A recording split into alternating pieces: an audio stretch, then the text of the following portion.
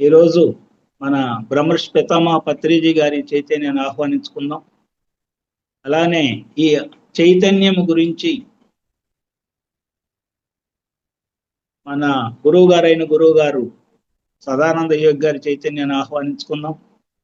సదానంద యోగి గారి గురువు గారైన అవతార్ బాబాజీ గారి చైతన్యాన్ని ఆహ్వానించుకుందాం. అవతార్ బాబాజీ గారి గురువు గారైన పరమశివుని చైతన్యాన్ని ఆహ్వానించుకుందాం ఈ సత్సంగాన్ని.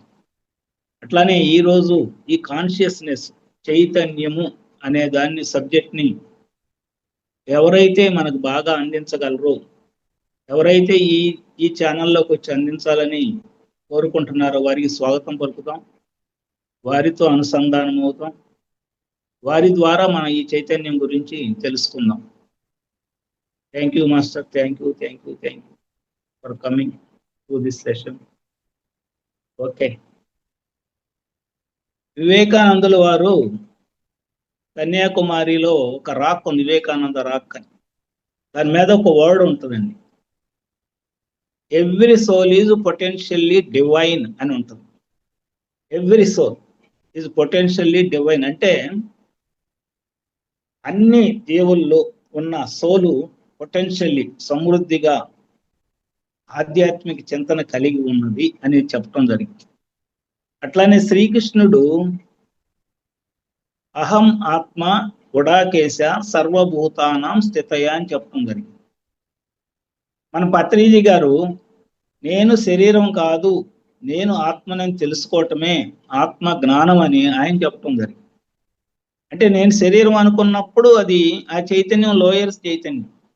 నేను శరీరం కాదు ఆత్మని అని ఎప్పుడైతే అనుకుంటామో అప్పుడు మనం ఆత్మ ఎదుగుదల బాగుంటుంది, అది నేర్చుకోండి అని మనకి ఎన్నోసార్లు మన పిరమిడ్ మాస్టర్లు అందరూ చెప్తారు, నేను శరీరాన్ని కాదు ఆత్మని, నేనే దైవాన్ని, నేనే ఆత్మనై ఉన్నాను, ఇట్లాంటి మాటలన్నీ చెప్తారు.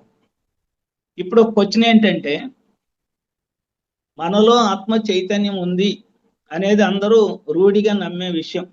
ఓకే, అంతవరకు ఓకే. ఎందుకంటే మనం ఈ కొటేషన్స్ అన్నీ విన్నాం కాబట్టి. ఇంకా చాలా ఉన్నాయి. ఆ భక్త ప్రహ్లాదుడు ఎప్పుడో చెప్పాడు, ఇందుగలడు అందు లేడనే సందేహంబు వదలు, ఎందెందు ఎతికినా అందందే నా శ్రీహరి కనపడినాడు. అంటే శ్రీహరిని అంటే ఇక్కడ హయ్యర్ కాన్షియస్నెస్ ఆయన ఉన్నారు అని చెప్పి. అట్లానే మనలోనూ ఎదుటి జీవి ఏదైనా, అది జంతువా పక్ష క్రిమ కీటకమా అనే దానిలో కాదు, అన్నిటిలోనూ నేనే ఉన్నా. సిద్ధి సాయినాథుల వారు ప్రతి దానిలో ఎవరైతే నా చైతన్యాన్ని అనుభూతి చెందుతారో వాళ్ళే నాకు ఇష్టం అని చెప్తూ, నీ మలములో ఉన్న ఆ పురుగును కూడా నేనై ఉన్నానని చెప్తాడు. అంటే ప్రతి దానిలో ఈ కాన్షియస్నెస్ అనేది ఉన్నది అనేది మనకి తెలుసుకోవాలి. ఇప్పుడు తెలిసింది, అది మనలో ఉంది ఒక కాన్షియస్నెస్. దానికి సింబాలిక్ ఏంటంటే శ్వాస, అంతవరకు తెలిసింది. ఈ ఆత్మ చైతన్యం ఎక్కడుందో చూపించమంటే ఎవరన్నా చూపించగలరా? Where is the place, in which place it was అని అంటే ఎవరి వల్ల కాదు. ప్రతి కణంలో ఉంది, కణాల మధ్యలో ఖాళీలో ఉంది, శరీరం మొత్తం వ్యాపించి ఉంది, ప్రతి మూమెంట్లోనూ ఆ చైతన్యం. మరి ఎలా తెలుసుకోవాలి? ఆ చైతన్యం నేను ఆత్మని, నేను శరీరాన్ని కాదు, నేను ఆత్మని అని అంటాం కదా, ఎలా అనుభూతి చెందాలి దీన్ని అనే దాన్ని మనం గనక గమనించుకునేటట్లయితే మనకి మాండూకోపనిషత్తు అని ఒక ఉపనిషత్తు ఉంది, అది అందరూ తెలిసిందే. మాండూకోపనిషత్తులో ఆత్మ చైతన్య యొక్క స్థితి 4 రకాలుగా ఉంటుందని చెప్పడం జరిగింది. ఫస్ట్ రకం ఎరుక, అంటే ఇప్పుడు మనం ఉన్న స్థితి. 2 స్వప్న దశ అంటే నిద్ర. 3వది సుషుప్తి అంటే గాఢ నిద్ర. 4వ వరుస తురీయ అంటే ఈ లోపల ఉన్న ఆత్మ చైతన్యం ఆ బయట ఉన్న పరమాత్మ చైతన్యంతో అనుసంధానమై ఆనందాన్ని అనుభవించే స్థితి, అంటే blissful state of mind is called తురియ. ఆ తురియ స్టేజ్ లో నేనున్నాను అని ఆ 4 స్టేజ్లు ఆ ఉపనిషత్తులో చెప్తుంది. తైత్తిరీయ ఉపనిషత్తు అని ఇంకోటి ఉంది. దానిలో మీ చైతన్యం ఈ 5 కోశాల్లో పంచకోశాల్లో ఎక్కడ ఉన్నదో దాన్ని బట్టి మీ యొక్క వ్యక్తిత్వ వికాసం ఉంటది అని చెప్పారు. అది అన్నమయ కోశం, ప్రాణమయ కోశం, మనోమయ కోశం, విజ్ఞానమయ కోశం, ఆనందమయ కోశం. వీటిల్లో ఎక్కడ ఉంది దాన్ని పట్టుకోవాలి అని చెప్పి. అంటే స్థాయిలు ఎవరో కొంతమంది అన్నమయ కోశంలోనే ఉండిపోతారు, కొంతమంది కొంచెం డెవలప్ అయ్యి ప్రాణమయ కోశానికి, కొంతమంది మనోమయ కోశం దాకా వస్తారు, కొంతమంది విజ్ఞానమయ కోశం, ఆనందమయ కోశం దాకా వచ్చేవాళ్ళు. ఆనందమయ కోశం అనేది అల్టిమేట్, అంటే సూపర్ కాన్షియస్నెస్ స్థితి అది. ఇలా కేటగిరైజ్ చేశారు. కొంతమంది కొన్ని గ్రంథాలు అనండి, ఇక అది కొంతమంది దార్శనికులు అనండి, వారు ఏం చెప్పారంటే ఈ యొక్క చైతన్య స్థితి మనస్సును బట్టి, మనసులో ఉన్న డివిజన్స్ బట్టి ఉన్నది.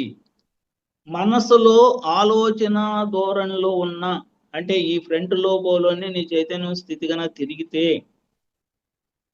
అది శారీరక మనకి ఆహారానికి సంపాదించుకోవటానికి, ఏదో పనులు చేసుకోవటానికి, తినటానికి, పడుకోవటానికి సరిపోతుంది, కానీ అంతకంటే ఎందుకు పనికిరాదు.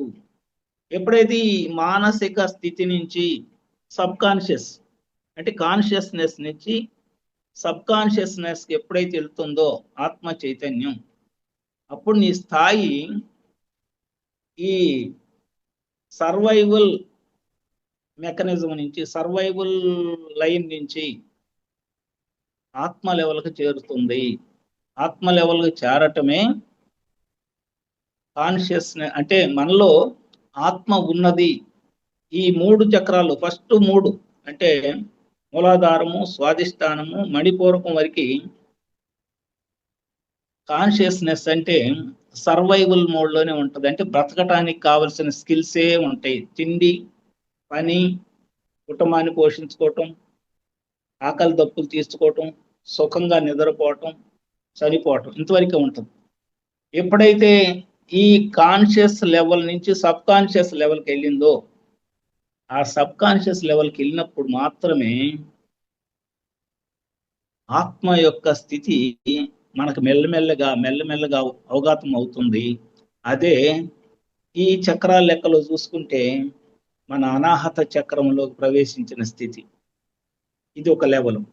తర్వాత unconscious state of mind. Unconscious, conscious, sub conscious, unconscious.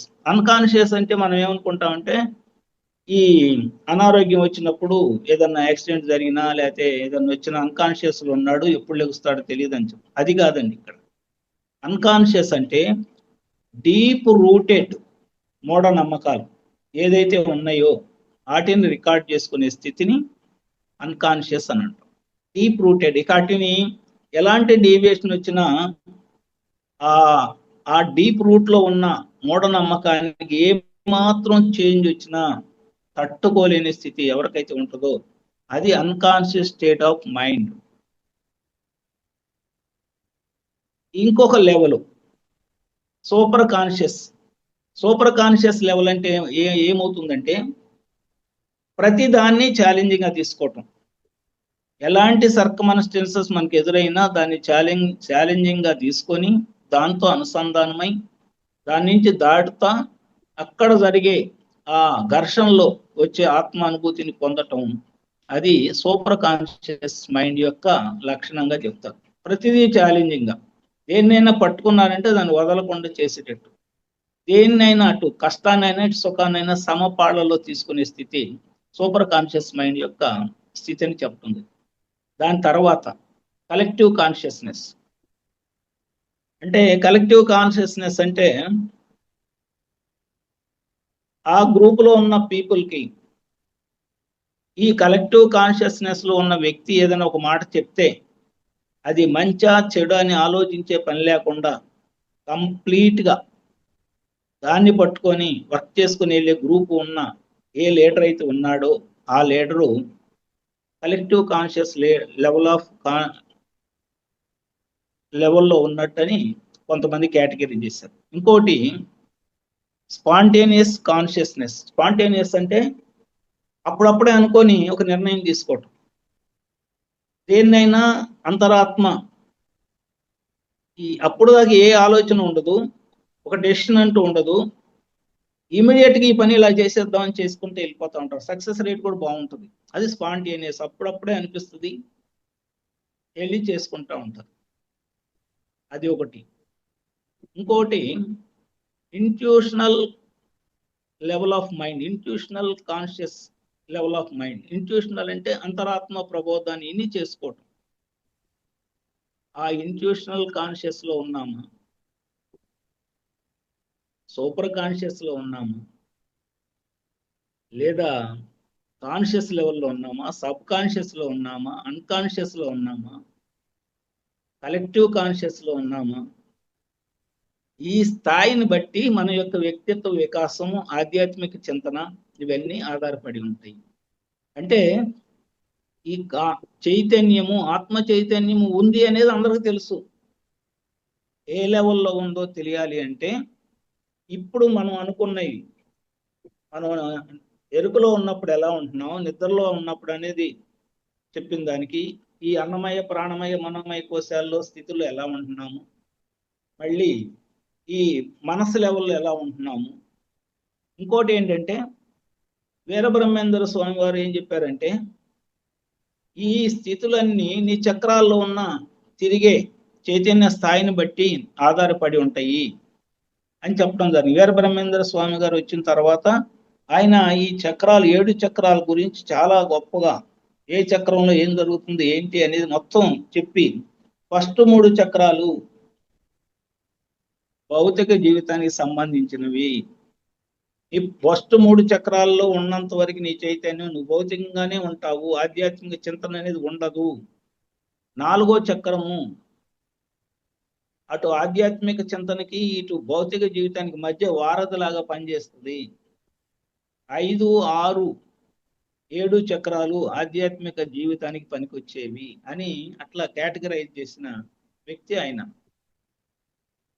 అవతార బాబాజీ గారు కూడా చైతన్య స్థాయి ఫస్ట్ బిడ్డ జన్మించినప్పుడు తన చైతన్యం అనాహత చక్రంలో ఉంటుందని, ఆ బిడ్డ పెరిగి పెద్దదవుతున్న కొద్దీ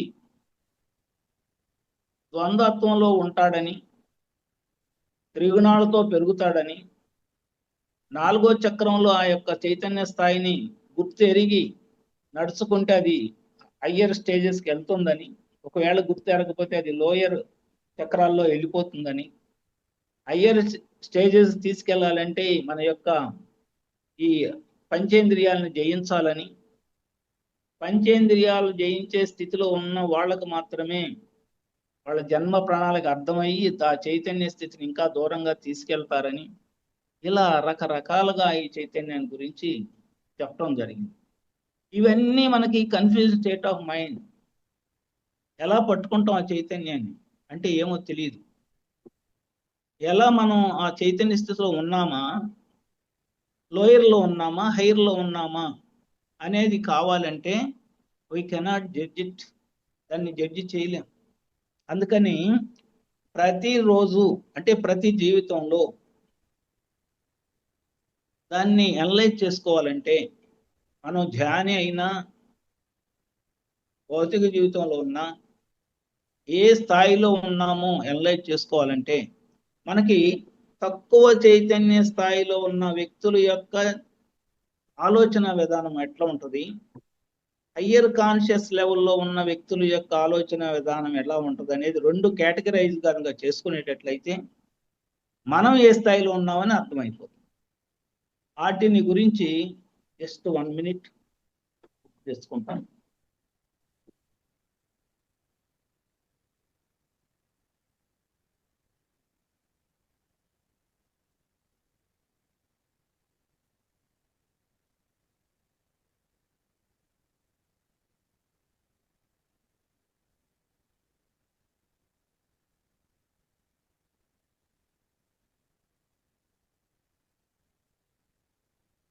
సారీ ఫర్ ది ఇంటరప్షన్. ఇక్కడ ఒక తక్కువ స్థాయి కాన్షియస్ని అంటే చైతన్య స్థితి తక్కువలో ఉన్నవాళ్ళు ఎలాంటి ఆలోచన చేస్తారు? ఈ లక్షణాలు మనకేమైనా ఉన్నాయా చూసుకుందాం. ఫస్ట్, అపరాధ భావన. తక్కువ కాన్షియస్ లెవెల్ ఉన్నవాళ్ళు ప్రతిదానికి అపరాధ భావన. ఏ పని చేసినామో నాకు ఇదేదో చేతగానట్టుంది, ఇది చేయలేనేమో, దీన్ని నేను పట్టుకోలేనేమో, నాకు ఇలా భయం వేస్తుంది, ఇలాంటి అపరాధ భావన. రెండోది, బలహీనతలపై దృష్టి. ముందు అపరాధ, తన్ను తానే హింసించుకునే భావన. రెండోది, బలహీనతలపై దృష్టి. మూడోది, అందరి మెప్పు కోసం ఎదురు చూడటం. ఎవరన్నా నన్ను మెచ్చుకుంటే చాలు, అబ్బా పాపం చాలా కష్టపడుతున్నాడు ఈయన అనుకుంటే చాలు అని ఆ మెప్పు కోసం ఎదురు చూస్తూ ఉంటుంది. జీవితాన్ని కొనసాగించాలంటే ఒక భయం, రేపేమవుతుందో, ఎల్లుండి ఏమవుతుందో, సరిగ్గా జీవిస్తానో లేదో, రేపు ఏదైనా కష్టం వచ్చి మీద పడుతుందేమో అని ఒక భయంతో జీవిస్తూ ఉంటుంది ఆ లోయర్ కాన్షియస్ లెవెల్లో ఉన్న వ్యక్తిత్వం. నిందించడం, వేరే వాళ్ళని నిందించటం, ఆరోపణలు చేయటం అనేది అది ఒక రోజువారీ పనిలాగా పెట్టుకుంటాం. పెద్దానికి వేరే వాళ్ళని నిందించటం, ఆరోపణలు చేయటం. కోపము, ప్రతీకారము, అపరాధం, అపరాధ భావన, ఈ మూడు మనలోనే ఉంటాయి. ఇది మన కర్మ ప్రకారం వచ్చింది, దీన్ని మనం ఏం చేయను, అనుభవించాల్సింది అనే భావంతోనే బతుకుతూ ఉంటాం ఏదన్నా కష్టం వచ్చినప్పుడు. ఇక ఏ మార్గం లేదు దీన్ని ఎదుర్కోవటానికి, దీన్ని ఇట్లానే సాగించాలి అనే భావంతో బతుకుతూ ఉంటాం. లోయర్ కాన్షియస్ లెవెల్లో ఉన్న వ్యక్తి ఇంకొకటి ఏంటంటే ఎప్పుడు స్వార్థం, స్వప్రయోజనం, స్వార్థం వైపు అడుగులు. ఎప్పుడు స్వప్రయోజనం, స్వార్థం. ఇక ఎదురు వాళ్ళ యొక్క మంచిని ఆరాధించడం అది ఏమి ఉండదు. ఇతరుల విషయాలు ఎక్కువ జోక్యం చేసుకుంటాం, మన విషయాన్ని వదిలిపెట్టి వాళ్ళ విషయాల్లో జోక్యం చేసుకుంటాం.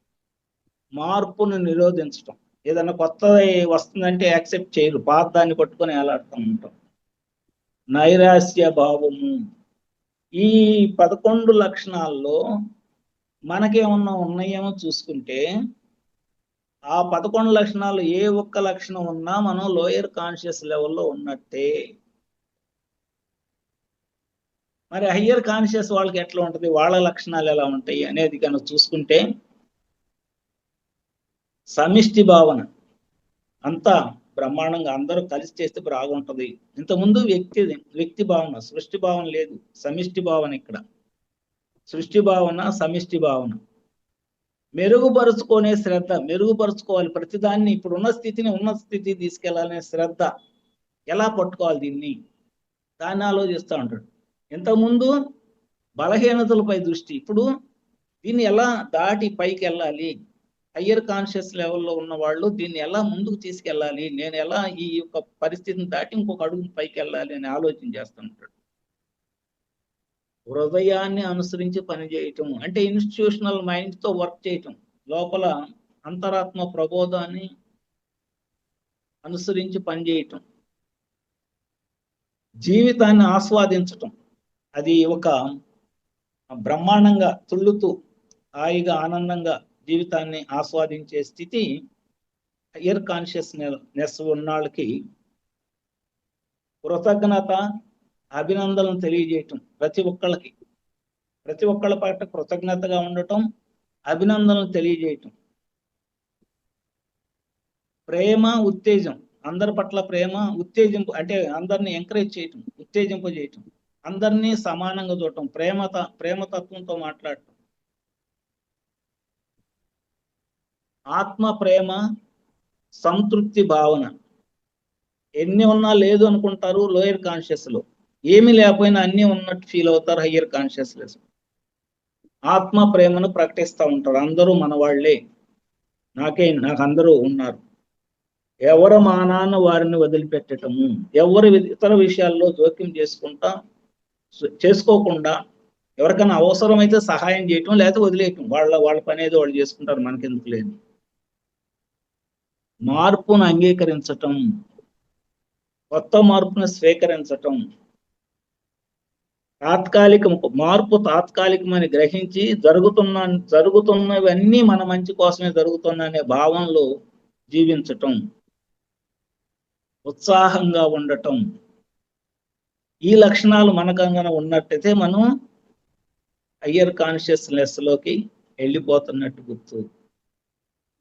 లోయర్లో అన్ని వ్యతిరేక భావనలు, మార్పును అంగీకరించకపోవటం, ఎవరో ఒకళ్ళు నన్ను మెచ్చుకోవాలనుకోవటం, అందరిని తిట్టడం, ఆడిపోసుకోవటం, కంప్లైంట్ చేయటం, కామెంట్ చేయటం, ఇవన్నీ అక్కడ. స్వార్థము, ప్రేమగా లేకపోవటం, ఇతరులను నిందించటం, ఇలాంటివన్నీ అక్కడ. ఇక్కడ అన్ని సమిష్టి భావన, అందరితో కలుపుగోలుగా జీవితం పట్ల ఒక ఎరుక, మంచి ఉత్సాహంగా జీవించాలని తుళ్ళుతూ బతకటం, ఇవన్నీ హయ్యర్ కాన్షియస్నెస్ కి సింబాలిక్స్. మరి ఎలా అండి వీటిని ఎలా అలవర్చుకోవాలి? నా పర్సనల్ ఎక్స్పీరియన్స్ చెప్తానండి. నాకు 33 years వయసు వరకు, ఇది బాగానండి, 33 years వయసు వరకు శుక్లాం భరతంలో శ్లోకం రాదండి. శుక్లాం భరతంలో శ్లోకం అంటే వాళ్ళ 1 year పిల్లలకి నేర్పుతారు తల్లి. ఆడు పాడతాడు, దానికి అర్థం కూడా చెప్తారు. అలాంటిది నాకు 33 years వరకు శుక్లాం భరతం శ్లోకం రాదు. కానీ ఈ అప్పుడు రేడియోలు ఉండే, ఆ రేడియోల్లో సుభాషితాలని వచ్చాయి. సుభాషితాలు, మాకు రేడియో కూడా లేదు. ఆ పక్కన రేడియోలు ఎక్కడన్నా బజార్ని వెళ్తుంటే ఎక్కడన్నా పొద్దున్న 6 గంటలకు సుభాషితాలని ఒక 5 నిమిషాల ప్రోగ్రాం వచ్చి, దాంట్లో ఒక మంచి ఒక వాయిస్ వినిపించేవాడు. అది విన్నప్పుడు ఇదేంది, ఇవన్నీ నాకు ఈ లక్షణాలే ఉన్నాయి కదా నాకు, అంటే నేను కరెక్ట్గా ఉన్నట్ట, నాకు ఈ శుక్లాంబరం రాకపోయినా నాకు ఈ లక్షణాలు ఉన్నాయి, నేను కరెక్ట్గా ఉన్నట్ట, అట్లా ఫీల్ అయ్యేవాడిని. సరే, అది అయిపోయింది. 33 years ఏజ్లో ఒక యోగి ఆత్మకథ పుస్తకం నా చేతికి వచ్చింది. Without my knowledge. అది అసలు ఆ పుస్తకంలో ఆధ్యాత్మిక సంబంధించి ఒక యోగి జీవితం అని అనుకోలే నేను. ఆయన ఫోటో చూస్తే ఒక ఆడపిల్ల ఫోటో లాగా ఉంది. ఆ పుస్తకం దొరికిన ఆయన కూడా గాలి బ్యాచ్. అందుకని నువ్వేది ఈ పుస్తకం పెట్టుకున్న దీంట్లో ఏముంటాయి అని చెప్పి చూస్తే ఫస్ట్ పేజీలోనే దాంట్లో చాలా విలువైన సమాచారం ఉంటుంది. ఆ పుస్తకం మొత్తం చదివేశాను. చదివిన తర్వాత జీవితం అంటే ఇప్పుడు నేను జీవించింది కాదు, ఏదో ఉంది, ఇంకా ఇది కాంది ఏదో ఉంది. ఇప్పుడు దాకా జీవితం ఏంది? చదువుకోవటం, ఉద్యోగం చేయటం, ఆ డబ్బులు పెట్టి వండుకోవటం, తినటం, మళ్ళీ ఏదైనా పని చేసుకోవటం, కుటుంబాన్ని పోషించడం, ఇంతవరకే జరిగింది. ఇది కాదు, ఇది అసలు జీవితమే కాదు. జీవితం అంటే ఇంకోటి ఏదో ఉంది, అదేంటో తెలియాలి నాకు అని అనుకున్నప్పుడు నా కాన్షియస్ లెవెల్ అప్పుడు దాకా లో లెవెల్లో, అంటే 3 చక్రాల్లో ఉన్న నా కాన్షియస్ దాటి, ఇప్పుడు అనిపిస్తుంది, అప్పుడు తెలియదు నాకు, దాటి 5 చక్రాల్లోకి అనుసంధానం అవ్వబట్టి నాకు ఎమ్మటినే గురువులు దొరకటం. వాళ్ళందరూ, ఆయన పేరేంటి, చిన్నజీయర్ స్వామి గారి దగ్గరికి వెళ్దాం అనుకుంటే ఆయన దగ్గరికి వెళ్ళలేము, ఆయన వెళ్ళినా మనం ఏం మాట్లాడలేము అనుకున్న సందర్భంలో ఆయనే 15 రోజుల పాటు తెనాల్లో స్టే చేయటం, ఆయన దగ్గరికి వెళ్ళి అది ఆయన చెప్పిన ఉపన్యాసాలు వినటం జరిగింది. ఆ తర్వాత రాలా, అంత ముందు రాలా, ఆ తర్వాత రాలా, ఆ సంవత్సరమే వచ్చారు. అంటే ఇది ఎందుకు చెప్తున్నానంటే, మన యొక్క కాన్షియస్ లెవెల్లో ఒక స్టెప్ పైకి పడితే మన ఇంకో స్టెప్ జరిపించడానికి రెడీగా ఉంటారు అని ఎప్పుడు అనిపించింది? ఇప్పుడు ఈ పిరమిడ్ సొసైటీలోకి వచ్చిన తర్వాత ఆ పుస్తకం నాకు దొరకటం యాదృచ్ఛికం, దాన్ని చదవటం యాదృచ్ఛికం, నాలో ఆ చలనం కలగటం, ఇది ఏదో ఉంది ఇక్కడ, సంథింగ్ ఈజ్ దేర్, జీవితం అంటే ఇది కాదు, వేరే ఉంది. అంటే మన కాన్షియస్ లెవెల్ దాటాము కొంచెం, ఒక స్టెప్. అప్పుడు దాకా సర్వైవల్ మోడ్లో ఉన్న కాన్షియస్నెస్ కొంచెం దాటి ఇంకా ఏదో ఉంది, ఆ ఏదో ఉందో తెలుసుకోవాలి అనే తాపత్రయం ఎప్పుడైతే మొదలైందో, ఎక్కడ తెలుసుకోవాలో తెలియదు. అప్పుడు ఇంత ప్రచారం లేదు, ఎవరు చెప్తారో తెలియదు, పర్సన్ టు పర్సన్ కలవాలి, ఇలాంటి జూమ్స్ కానీ ఏమి లేవు. ఆ అదృష్టం బాగుండి 15 రోజులు ఆయన దొరికాడు అంతే. ఆ తర్వాత మళ్ళీ మామూలే. ఏం చేయాలో తెలియదు. అలాంటి టైంలో దాన్ని కంటిన్యూషన్ చేయాలి, ఎట్లా ఒకటి దీన్ని పట్టుకోవాలని ఏం చేయాలో తెలియక విష్ణు సహస్రనామం, లలితా సహస్రనామం పారాయణం చేయటం మొదలు. అలా 17 సంవత్సరాలు చేస్తే దొరికిందే పిరమిడ్ స్పిరిచువల్ సొసైటీ. అంటే ఇది ఎందుకు చెప్తున్నానంటే, మనలో ఉన్న ఆ చైతన్య స్థాయి పెరగటం అంటే, ఒక పుస్తకం చదివినప్పుడు ఆ ఆధార్ యొక్క లింక్ అవుతాం ఆధార్కి. అంటే ఆయన ఆ ఒక యోగి ఆత్మకథలో ఎవరైతే యోగానంద గారి యొక్క జీవితం ఉందో అది బాగా ఇంప్రెషన్ నాకు అయినప్పుడు ఎంతో కొంత చైతన్య స్థాయి మనకు కూడా ఒక గాలి తగిలినట్టు తగులుతూ ఉంటుంది. అట్ట తగిలి దాన్ని ఎల్లకోలా దాన్ని ఇంకొంచెం మూవ్ చేయాలి. అప్పుడు ఈ మూమెంట్లని కానీ ఇది మన చైతన్యం అని కానీ ఏం తెలియదు. కాకపోతే ఏదో ఉంది, జీవితం అంటే ఇది కాదు, ఇంకోటి ఏదో ఉంది, దాన్ని పట్టుకోవాలనే భావంతో ఆ తపన ఎప్పుడైతే మొదలైందో రకరకాలుగా మంత్రాలు ఇప్పిస్తానని, అధ్యాత్మం ఇజ్జాతం ఆ గురువు గారని ఇవన్నీ తిరిగా కానీ ఎక్కడా కూడా నాకు సాటిస్ఫాక్షన్ కాక ఎవరిని కలవలేక చివరికి పత్రిజీ గారు నా దగ్గర రావాల్సిన పని లేదు, నాతో మీకు సంబంధమే లేదు, మీ పుస్తకాలు మీరు చదువుకోండి, మీ పనులు మీరు చేసుకోండి, మీకు నాకు సంబంధం లేదు, ధ్యానం అంటే శ్వాస మీద చేత కలపని కళ్ళు మూసుకుని కూర్చుని అబ్బాయి ఇంతకంటే తేలికైతే ఉండదు అని ఇక్కడ జాయిన్ అవటం జరిగింది. అంటే ఇది ఎందుకు చెప్తున్నానంటే, మన చైతన్య స్థాయిలో కొంచెం కదలిక వస్తే మనల్ని గురువులు పట్టుకొని నడిపిస్తారు అనే దానికి ఉదాహరణగా మాత్రమే చెప్పాను.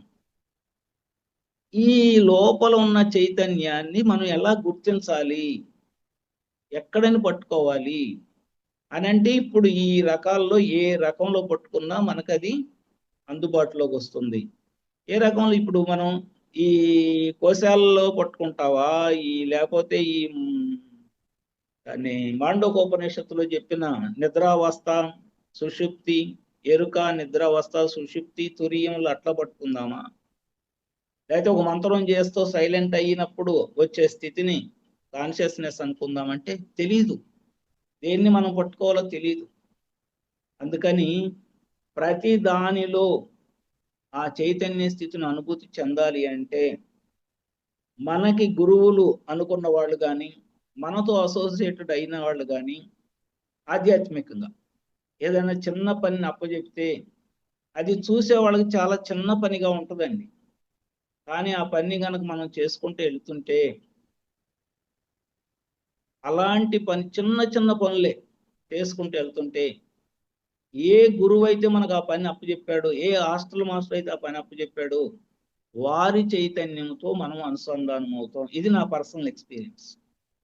అంటే మనం కొత్తగా ఏదో పుస్తకాలు చదివి చైతన్యం అంటే ఎట్లా ఉంటుంది దీన్ని పట్టుకోవాలని లేదు, అవసరం లేదు. మనకు అప్పచెప్పబడ్డ పనిని పట్టుకొని ఆ పనిని చేసుకుంటూ ఎలాంటి ప్రతిఫలం ఆశించకుండా, మళ్ళీ ఇక్కడ ఇది కూడా ఉంది, ఆ పని నాకు చెప్పారు నేను చేసుకుంటూ వెళ్ళిపోతా అంతే. వెళ్తూ దానిలో ఎదురయ్యే కష్ట నష్టాలన్నీ నేనే చూసుకుంటా. ముందుకు గనక నడవగలిగితే ఆ వర్క్ మనం ఏ లెవెల్ మాస్టర్ అయితే అందించారో ఆ వర్క్ మనం చేయమని ఆ లెవెల్ చైతన్యంతో ఆ వర్క్ కనుక మనం చేసుకుంటూ వెళ్తే ఆ లెవెల్ చైతన్యంతో అనుసంధానం అవుతాము. ఇది నా పర్సనల్ ఎక్స్పీరియన్స్. ఎందుకంటే అలా నాకు ఒక వర్క్ అప్ చెప్పారు ఈ మధ్య. అది నేను ఫస్ట్ చేయాలని నాకు కొంచెం షై వచ్చింది, కానీ తప్పక చేశాను. చేస్తే అది చేసేటప్పుడు నేను పొందిన అనుభూతి, ఆనందం ఉంటుంది, అది ఎంత గొప్పగా ఉందంటే అది చెప్పలేను, వర్ణించలేను అలాంటి స్థితి. అందుకని ఇది చిన్న పని, ఇది పెద్ద పని, దీన్ని నేను చేయకూడదు, దీన్ని నేను చేయొచ్చు, ఇది నాకు మంచి నా అర్హత తగ్గ పని, అట్లాంటి ఏమి ఉండవండి. ఏ పని మనకు అందుబాటులోకి వస్తే ఆ పని చేసుకుంటా కనుక వెళ్ళగలిగితే మనలో ఉన్న చైతన్య స్థాయి అది ఎక్కడైనా ఉన్నాయండి, అది ఊర్ధ్వముఖంగా పయనించి సహస్రారానికి చేరుకుంటా వెళ్ళిపోతూ ఉంటుంది. ఇవాళ చేరకపోవచ్చు, ఈ డాట్స్ అన్ని కలుపుకుంటే ఆ స్థితిలో ఉంటాము.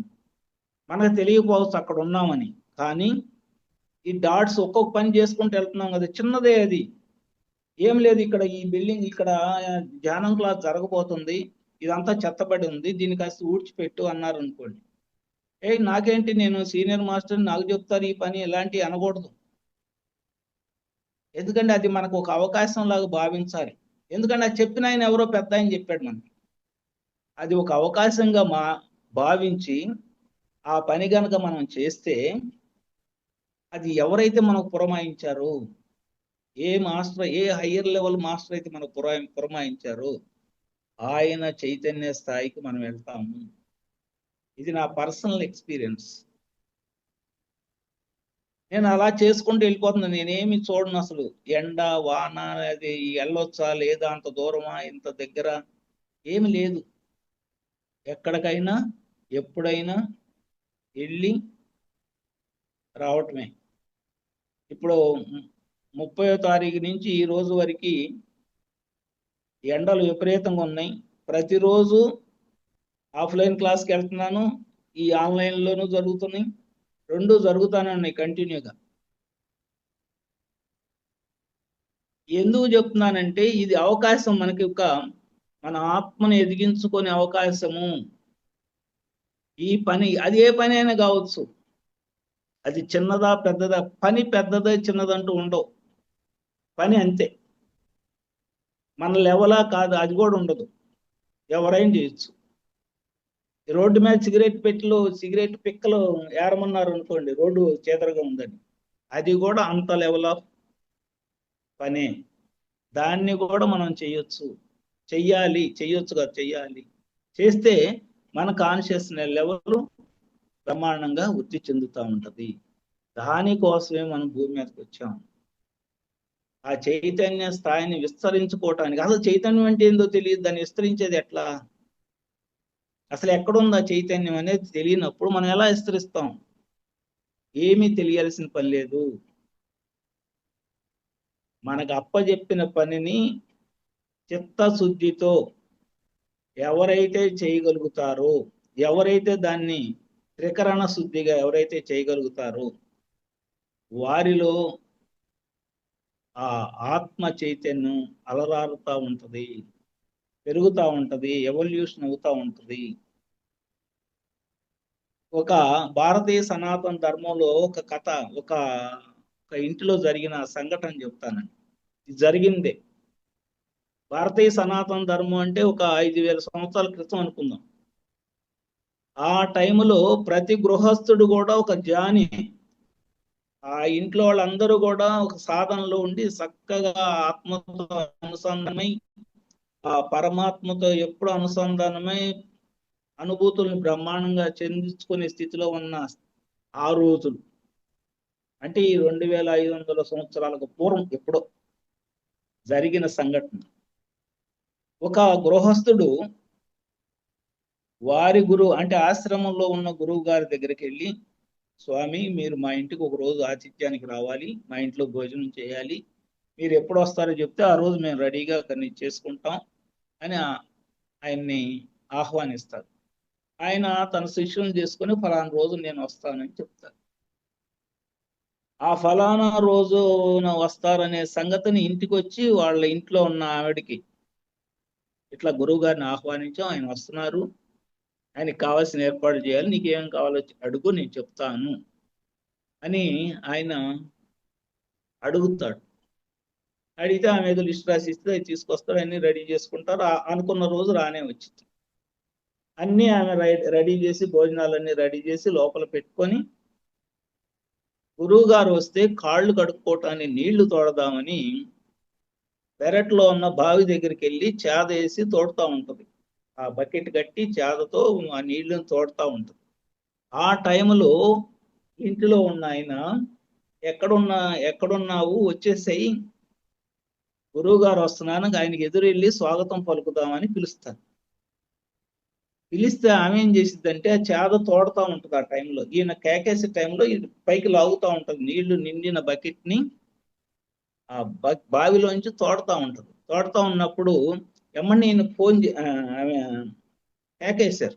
కేకేస్తే, అమ్మా నాకు పని ఉంది, నువ్వు ఆగు, నేను వెళ్ళి పని చేసుకుని వస్తానని చెప్పి లోపలికి వచ్చేసిద్దాను.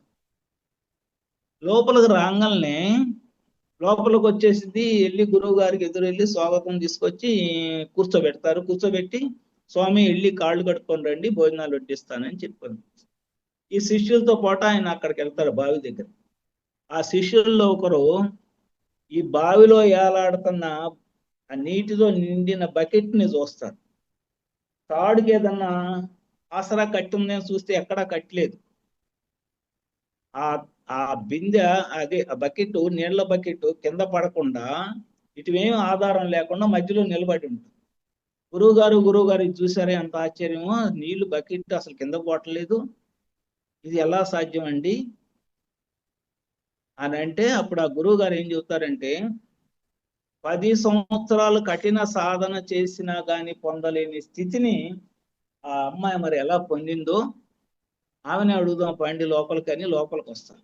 లోపలికి వచ్చి ఆ మాటల మీద అడుగుతారు, ఏమ్మా ఏం చేసావు, ఆ బకెట్ అక్కడే నిలబడిపోయింది, నీకు ఎలా సాధ్యమైంది అని అంటే, అవన్నీ నాకు తెలియదు గురువు గారు,